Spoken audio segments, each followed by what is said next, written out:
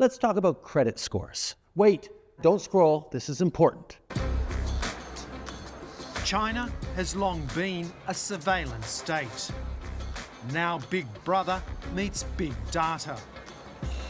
In trials across the country, cameras and spyware are watching, mapping your digital footprint to every step you take. What you do, say, and even think is being monitored and marked against you. The party calls it social credit, a personal scorecard for 1.4 billion citizens. Rewards for good behaviour and punishments for bad. It's not fully operational yet, but this report will show you a vision of China's dystopian future, the world's first digital dictatorship. Credit score is basically a rating that banks and financial institutions assign to you to determine how responsible you are with money, like do you pay your bills on time? So when it comes time for you to ask for a loan, like applying for a mortgage so you can buy your first home, they'll check your credit score. Having a good credit score means they can offer you a better mortgage, which will give you more choice when buying a home, more options to choose from, because the bank trusts you to pay it back. For most young people, the biggest and most important payment you make is on rent. And if you've been paying that on time for years, that should count towards your credit score. I think it should work to your advantage. Soon, it's going to. We're going to change the rules of the game so you can report your rent payments towards your credit score, so you can get a better mortgage, so you can get a place of your own sooner. Not paying your mortgage on time or being politically outspoken, and your score will drop.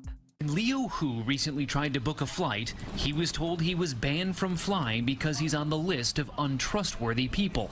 Leo is a journalist who was ordered by a court to apologize for a series of tweets he wrote and was then told his apology was insincere. Overnight, Leo went from investigative journalist to digital dissident. He can't book flights or trains. He's banned from social media, and his friends and family have lost social credit points too.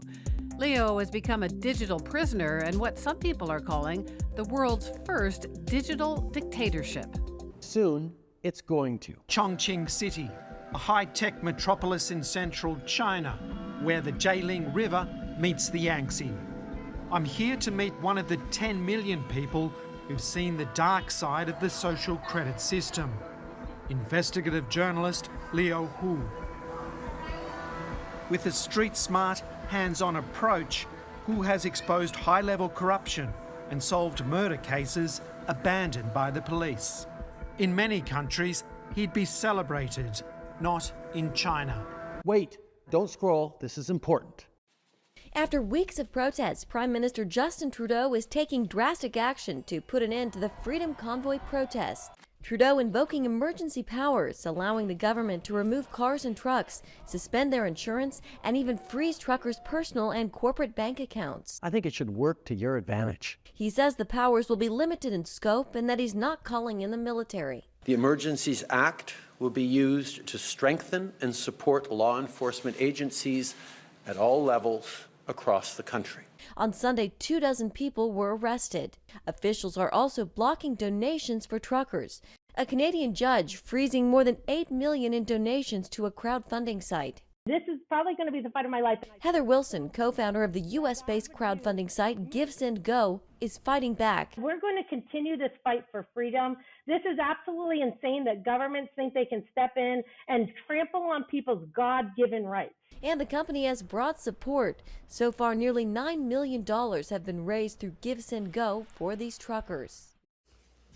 So for those of you who are on social media, I'm sure you've seen the post that's gone viral about Madeleine Island getting QR codes in order to leave. And if you don't get your QR code, you will be fined. Guess what, guys? That's the very first QR code prison here in Canada. And it is going to sweep the nation faster than you can think if people don't stand up and take a stand against these QR codes. It's not happening in your town yet, but it most certainly will be. We know the government's expropriating land from farmers all over the place.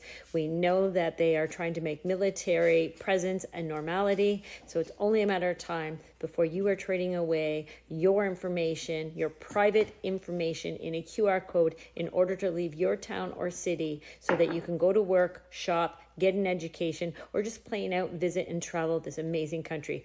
Time to stand up and wake up and use your voice. Who is risking the welfare of his friends and family to alert the world to China's experiment in high-tech social engineering?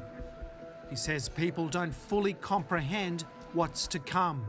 A digital totalitarian state where algorithms decide your fate and nothing can be questioned.